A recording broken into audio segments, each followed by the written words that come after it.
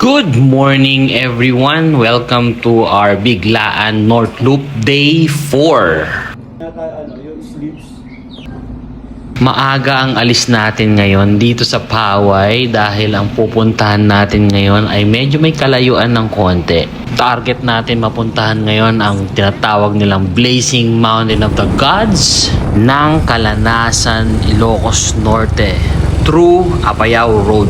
Dumaan tayo sa mga bayan ng San Nicolas, Dingras, tsaka Solsona. Nakakatuwa dito sa lugar na to dahil na-preserve nila yung looks ng mga old houses and old architectures buildings dito. Ang ganda.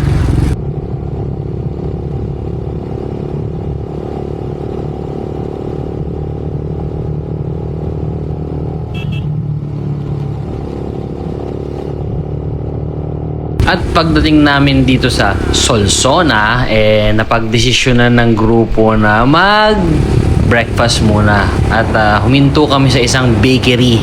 At nakakatuwa dahil merong isang blessing na dumating at binigyan tayo ng isang pagkain ni tatay. Maraming salamat sa iyo, tay, sa libreng cassava cake. Napakasarap ha. Thank you, tay. So ulitin. Hindi, joke lang. Dito tayo ngayon sa Grangos Bakery Store. Binigyan kami ng anong tawag dito? Nakalimutan ko na. Parang kasaba no? Oo, parang kasama. Kalamay? Oo, ba? Binigyan tayo libre. Dito kami sa Solsona. Solsona to, no? Solsona. Ilocos Norte. At syempre, after namin mag-breakfast, diretso na kami sa ride going Blazing Mountain of the Gods. Ang sinabi sa amin, kung tinanong kami kung dumaan kami ng Solsona Tourism. Dahil meron pala kayo dapat bayaran na tourism fee doon. Pero kung hindi naman kayo dadayo ng Solsona at mag-pass-through lang kayo, okay lang. Make sure na focus kayo sa daan dito dahil maraming curvy. Tapos may maraming kayo makakasabay dito na bikers at saka syempre kapwa motorcycle riders din. Gusto rin mag-sightseeing dito. Ganda. Must visit siya guys. Puntahan nyo. Ang ganda. Pero for now, eto, panoorin nyo muna at mag-enjoy kayo kasabay ko. Samahan nyo ako. Game! Lahat ng view dito bago sa paningin ko. Kaliwat kanan, napakaganda ng view. Lahat spot for perfect picture, videos, and stuff. Pero syempre may mga daanan din na kailangan mong inspection muna kasi baka may delikado yung gilid. Hindi mo masabi kung safe ba or what. Pero sulit naman kahit papaano. Lahat, bawat kanto talaga okay na pagpicturean. Kaya lang syempre hindi mo naman pwedeng hintuan lahat dahil may nahabol ka rin naman na oras. Dito sa part na to may mga biglaan na angat tas biglaang baba. Tatawa ka na lang talaga Tingnan mo to. Tingnan mo.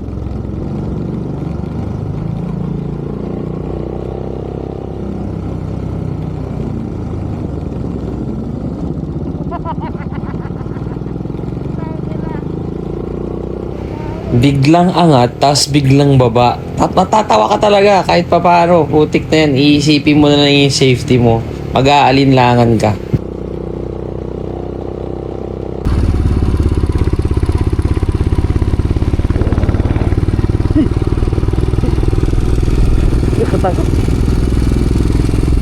At syempre, hindi pwedeng hindi huminto para magmuni-muni, break time muna at mahaba-haba din tong daanan na to. Kailangan din ng pahinga ng mga kasama ko syempre. Right?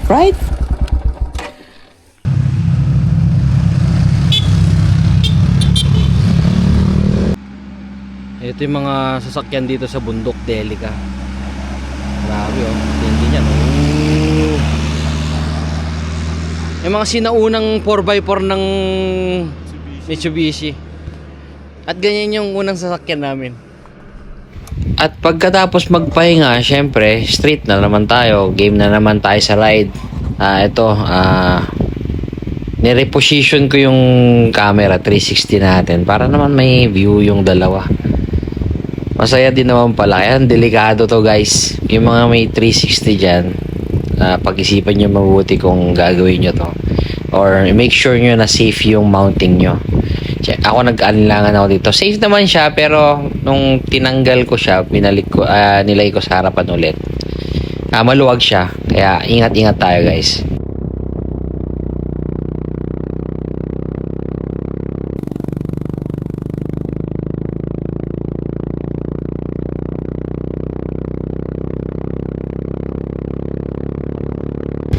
Dito, meron kaming nadaanan na kakaibang tulay. Parang pinatong lang na bakal. Naggumuho siguro yung lupa dito, tapos wala silang choice kundi gumawa ng improvised na tulay. Nakakatakot. Kasi ang lalim nung bangin dyan. Tawa ka na lang talaga, tingnan mo oh. And here, dumating kami sa signage ng Kalanasan Apayao. Ito na yung start. Ibig sabihin ng marker na to ay malapit ka na dun sa destination mo na Blazing Mountain of the Gods. Mamaya na tayo dito. Mamaya na. Sir.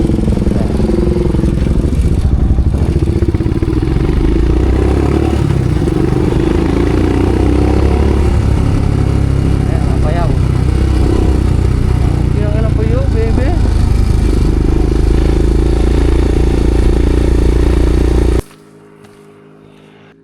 Ganda dito. Alder, nasan ka? Alder! Puro ka kasi joiner eh. Dito, hinahanap namin si paring Alder. Dahil nabalitaan namin na same day lang pala kami nagkita sana kami sa Ilocos. Sayang, Alder! Shoutout sa'yo, Alder TV. Sayang nakasama ka sana namin dito sa aming trip. Ride tayo soon. Shoutout sa'yo, ingat palagi. And for now, enjoy watching muna. Mauna na ako dun ha. Mauna. Mauna na ako, silipin ko na. Mauna na kayo dun. Salubungin ko kayo. At syempre, since malapit na, kailangan makuha muna tayo ng mga montage nito mga to. Kailangan mga aerial shot. Ganda ng place kasi, kahit yung gilid pa lang sulit na oh. Papunta pa lang to.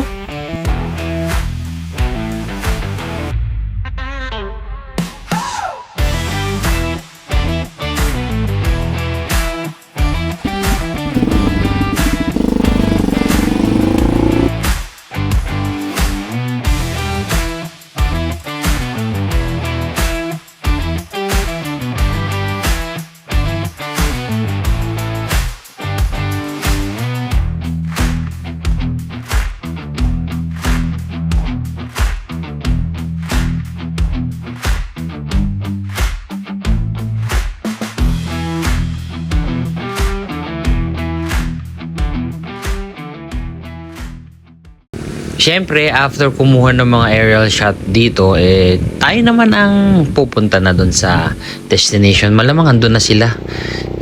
Sinusulit ko na lang talaga yung view dito. Napakaganda kasi talaga. Pero, siyempre may pera naman. Pagdating namin dito, meron palang harang na kailangan magbayad ng environmental fee, LGU fee, DNR fee, lahat na lang ng fee. Lord, yung bundok mo may entrance fee.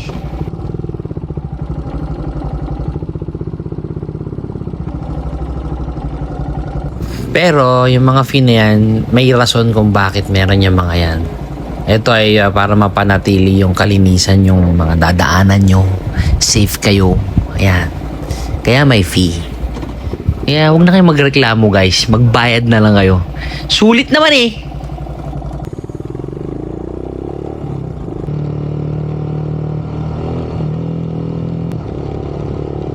Ito na talaga, promise.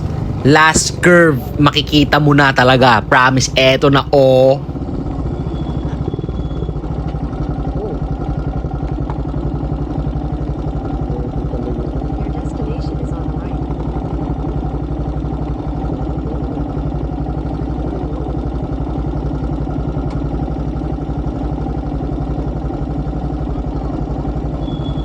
Welcome sa Blazing Mountain of the Gods dito sa Kalanasan, Ilocos Norte. also known as Mount Kilang. At medyo sinuwerte tayo ngayon sa panahon at nagpakita siya. Usually may mga napapanood ako dito, mailap daw tong bundok na to. Kaya shoutout sa mga nakasabay namin ng araw na to, araw ng Sabado. Apakaganda, swerte natin guys, ang ganda.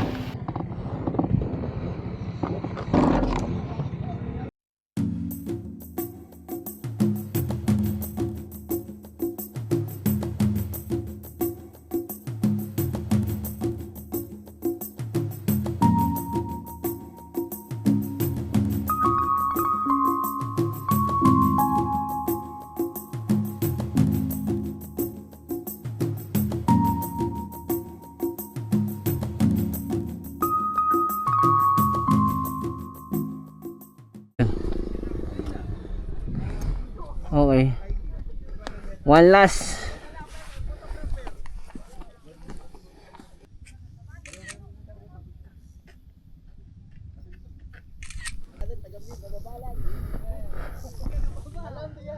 Yes. Nice.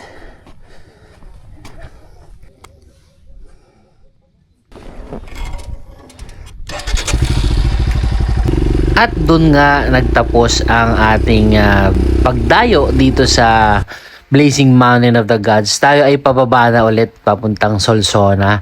Ngayon naman ang next target natin ay ang bayan ng Vigan. Kinang-ina mo. What the fuck? Woo! Putang ina. Woo! Alright. Ay, ma. Abo. Noted, ma.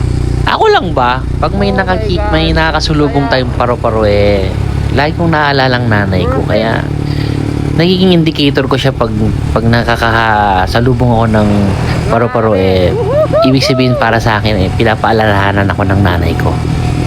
Shoutout sa iyo, ma. Alam kong nasa langit ka na. Inaalagaan mo pa rin at tinitingnan ako dito sa baba. Maraming salamat. Salamat sa buhay na to. Thank you, Lord. Tabi-tabi po. Masaya lang po ako. Maraming salamat po sa pagbabantay ng ating kabundukan. Kung sino man po kayo, kayo po ay isang dakila. Thank you. Pupusta ako once na matapos tong building na to. Yan, yung Apayao na yan. Tingin ko magiging tourist spot din yan. Ang ganda ng structure. Kung sino man yung architect yan, ang galing mo po. After namin madaanan ng bayan ng Marcos, Bana, Pinili, Badok, Sinait, Kabugao, San Juan, ay nagpagas muna tayo dito sa bayan ng San Vicente. Dito sa Shell.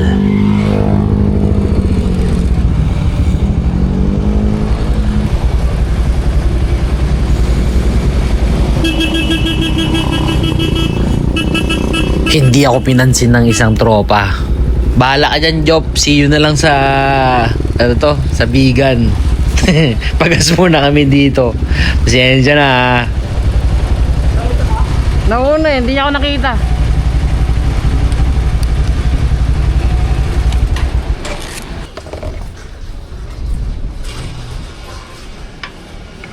Hindi kami. Apo, 91. 91, sir. 91.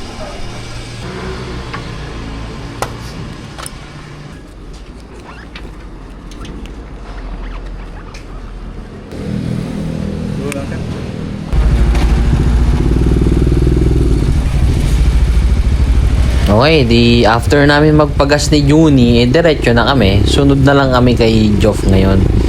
Tinawagan ko siya rito, sabi niya nasa saan na to? Bigan na siya. Dito, hinto muna kami sa signage ng Bigan para mapicture na si Juni. First time niya Welcome to Bigan. Ha? Welcome to Bigan. Ano ka si Job?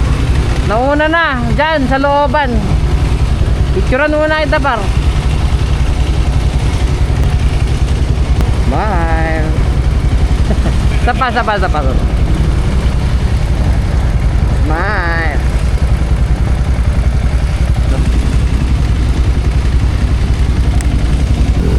Tara, pasok tayo dito sa vegan. Puntahan natin yung famous na, anong tawag dito, na daanan ng Calle Crisologo.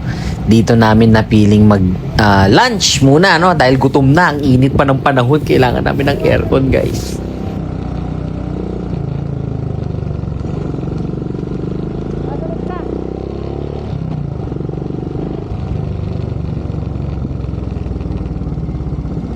Sa parting to, hinahanap pa rin namin si Job. Pero si Job ay nasa likod lang pala ng munisipyo. At anyways, diretso tayo ngayon sa kainan. Doon natin siya kitain. Okay? Ano to? Sinigang. Sinigang bagnet. Pagkain yan. Pagkain.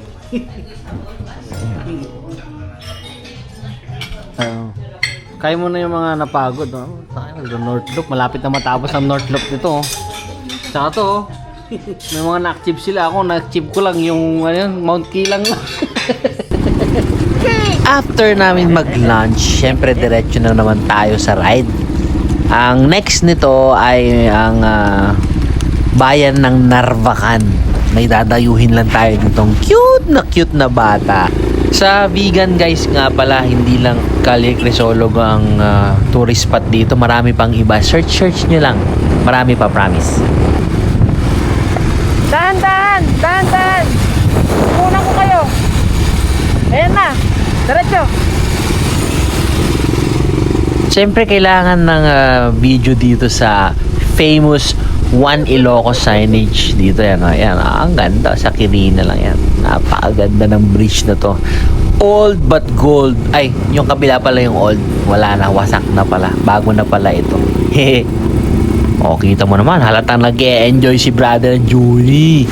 Patayo-tayo pa. Sana all nakapag North Loop. Biglaan. Ito naman si Joff. Chill ride lang. Pero bumaba na yan. Bumaba ang king bang. O ba? Tingnan mo. Nakababa pa yan. Isa sa favorite spot ko itong lugar na to, yung malapit na sa Narvacan. Yung boulevard dito. Seaside. Ganda oh. Ang sarap tumambay. Ganyan yung view. At hindi lang naman yan ang pinunta natin dito dahil meron tayong dadayuhin na cute na bata na binanggit ko kanina. Ang aking inaanak na si Zach. Make sure you be a good boy, ha? Okay? Bye! Bye! Be a good boy. Bye. What will you say to your daddy and mommy? What will you say? Oh, don't fight! Don't fight! Don't fight! Be strong, amo kasi. Ingat ka palagi, Zach, tsaka study well, okay? So, shout out sa mga OFW na magulang dyan. Huwag nyo kakalimutan kung bakit kayo nag-OFW, anong dahilan, bakit kayo nagsakripisyo at nagtatrabaho malayo sa pamilya. Tandaan nyo lagi kung bakit kayo andyan. Oh. Kakahanap niya ng ulan, ayan na. Sige na. Ayan na. Sa 3 araw namin pagra-ride, itong pang-apat, nagtaka kami bakit walang ulan. Ayan, binigyan kami ng ulan. Inulan kami sa papuntang La Union. At may nadaanan pa kami disgrasya, guys. Ano ba yan? Ingat sa pagmamaneho pag madulas. Nakakatakot. Walang rason para magmadali. Kaya ingat sa pagmamaneho, guys. Bago lang yung tumba, no? Overshoot yun. Napabilis sa banking. Napasarap sa banking yun. Kaya...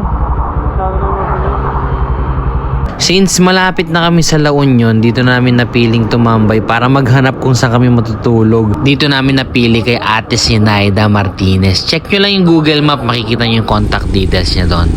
At nakarating na nga tayo dito sa pinakasikat na galaan dito sa La Union, ang Urbistondo Beach. Kung alam nyo to, naku, kilala ko kayo.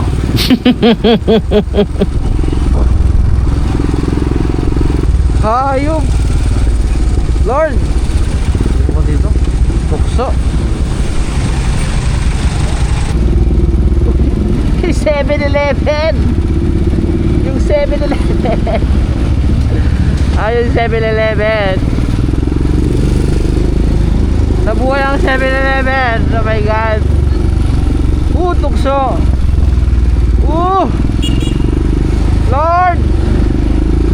Ang daming tukso, Lord! Iwas mo ako dito, Lord. Lord. Hindi natatagos to mga to sa akin, boy. Hindi na, boy. At dito ko natatapusin ang day 4 natin na bigla ang North Loop.